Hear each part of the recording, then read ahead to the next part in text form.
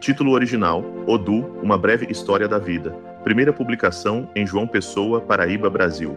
Primeira edição, todos os direitos da obra reservados ao autor, Gabriel Lima Brandão. Copyright do texto Gabriel Lima Brandão, 2024. Arte de capa, Aline Velinski. 12º capítulo, Água. O bosque ainda estava dominado pela neblina. As luzes vermelhas e azuis ainda piscavam na direção da escada de concreto. Zoé e pai Joaquim estavam novamente sentados na praça. Pareciam ter despertado de um profundo sonho. Zoé repara que pai Joaquim empunhava seu cajado e questiona: "Estamos em outra lembrança?" Confuso, indaga: "Não, Zoé, estamos no presente. Eu disse a Suncê que ia te ajudar a encontrar o amor. Muito bem, sua história não terminou no dia da fuga. Mas triste fico em ver que 18 anos se passaram e Suncê carregou toda essa dor. E hoje, em seu novo encontro com Amanda, pai Joaquim não termina a frase. Apenas olha para cima, buscando uma resposta. Mas depois de um tempo refletindo, continua: "Vamos tirar essa última pedrinha de Suncê, meu filho. Mas diferente de ir ao seu passado, mostre o que enxerga da sua vida até este momento. Pede, amorosamente, o preto velho." Sem precisar viajar pelas memórias, Zoé, sentindo-se anestesiado, parecia apenas projetá-las na neblina. E, como em uma peça teatral da sua vida, criou formas e personagens que interagiam conforme se lembrava enquanto o preto velho assistia. Zoé, dentro do carro na estrada, via as luzes da fazenda se distanciarem. Parecia que tinha deixado uma parte de si naquele lugar. Sua mãe glorificava Deus, em cantigas e orações. Perseu parecia ter voltado aos seus 14 anos e não parava de falar como tudo acontecera, e sobre o que vivera nesses 4 anos em que estiveram afastados um do outro. "Tudo vai ser diferente daqui para frente, Zoé", afirmava Perseu. Viajaram por vários dias com a família de Perseu. Aos poucos, Zoé foi se animando, mas aquela frustração, misturada com uma rejeição e somada a um senso de perda, nunca saiu de dentro dele. Como ensinou o pai Joaquim, os sentimentos ruins e pensamentos negativos, se não são devidamente tratados, têm o poder de mascarar nossas lembranças felizes, conseguindo subjugá-las de forma a escondê-las de nós mesmos, alocando-as em uma profunda camada do nosso ser. Assim como Perseu, parecia estar saindo da caverna de Platão, onde percebeu que a realidade que vivia não condizia com a enorme diversidade e oportunidades que o mundo lá fora proporcionava. A grande quantidade de informação, absorvida de forma tão rápida, fez o sentimento mal resolvido dentro de si ficar em uma caixinha bem escondida. Por estar vivendo novas experiências, emoções e descobertas, sentia-se na obrigação de estar feliz. Diferente de Amanda, que viveu todos os lutos, inclusive o luto da partida de Zoé. Transformou suas dores em sabedoria, usando-a como ferramenta para novas oportunidades de prosperar em vida. Guardou dentro de si apenas os momentos felizes que viveu ao lado de Zoé. Isso dava-lhe forças para transformar aquele lugar. A nova condição de vida de Zoé era simples, mas muito próspera. Era formada por sua mãe, Benedita, Perseu, Gutenberg e Dona Ofélia. Moraram juntos por muitos anos para se sustentarem. Voltar à fazenda nesses anos iniciais era um gasto que não lhe caberia naquele momento. Zoé caiu nos estudos para tentar recuperar todo o tempo perdido. Dedicado, passava horas em cima de livros. Por não conseguir compreender aquele sentimento depressivo, esforçava-se ainda mais. Aprendera com sua avó que cabeça vazia é oficina do diabo. Em sua vida pessoal, inevitavelmente, viveu novas experiências com outras mulheres, mas nunca conseguiu se aprofundar o suficiente a ponto de se apaixonar ou se permitir a isso. As águas profundas de nossas emoções atuam de forma sutil, quase imperceptível, mas são agentes poderosas que moldam a forma como nos relacionamos e interagimos com o mundo à nossa volta. Mais alguns anos se passaram.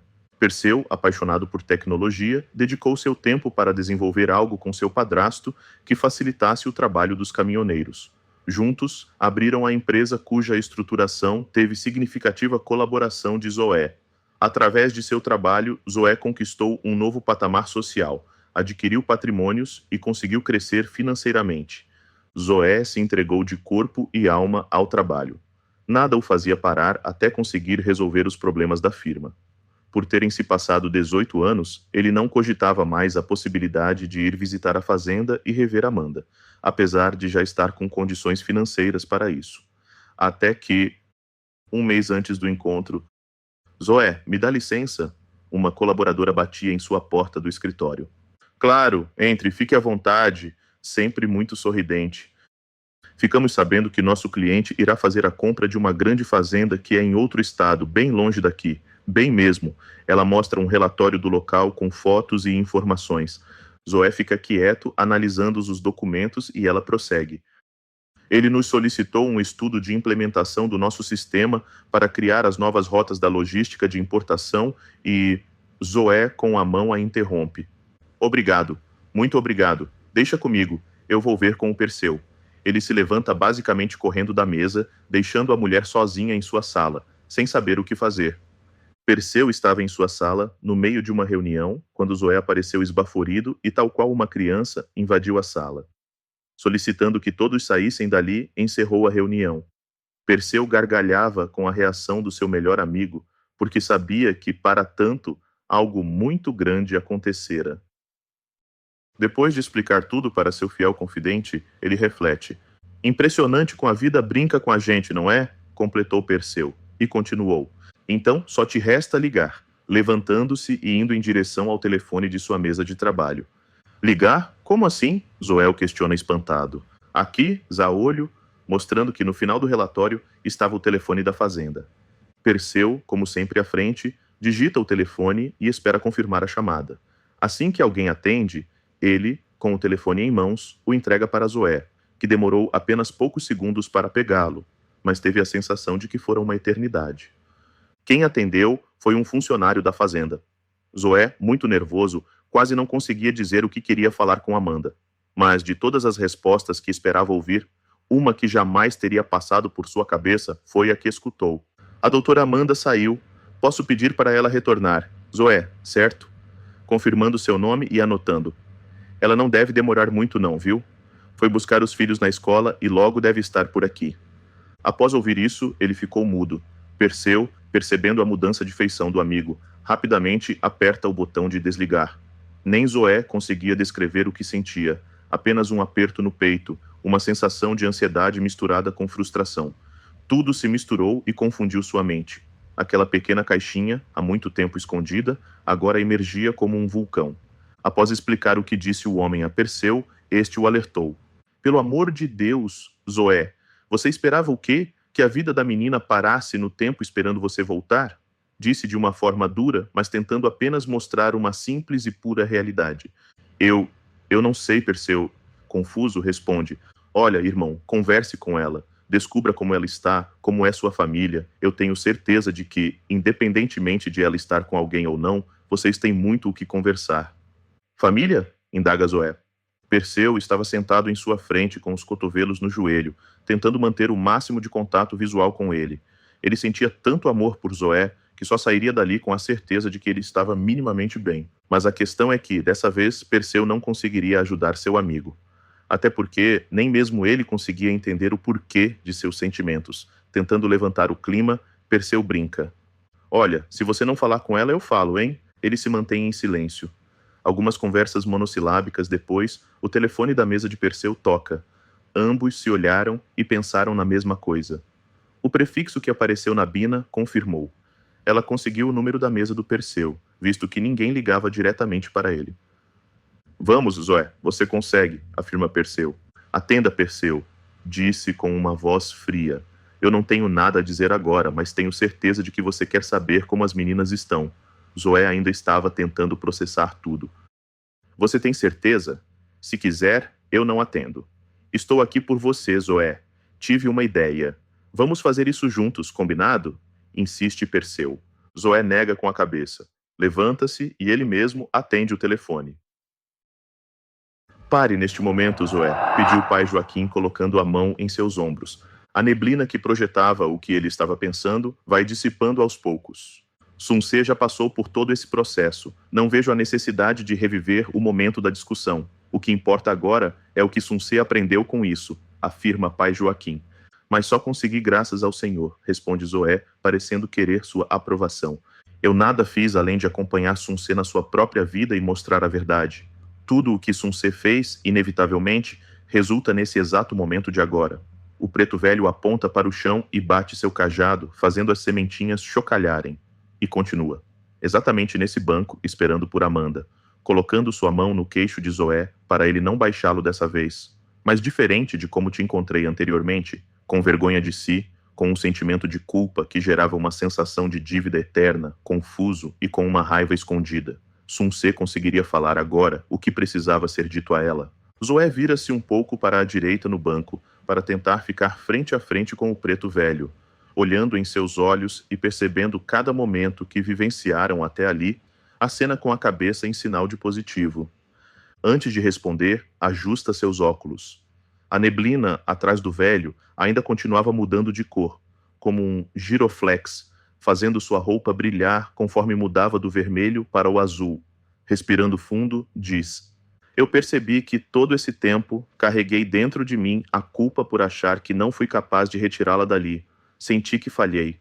E, devido a esse sentimento, senti raiva de mim, do que julguei minha covardia e também por achar que fui rejeitado.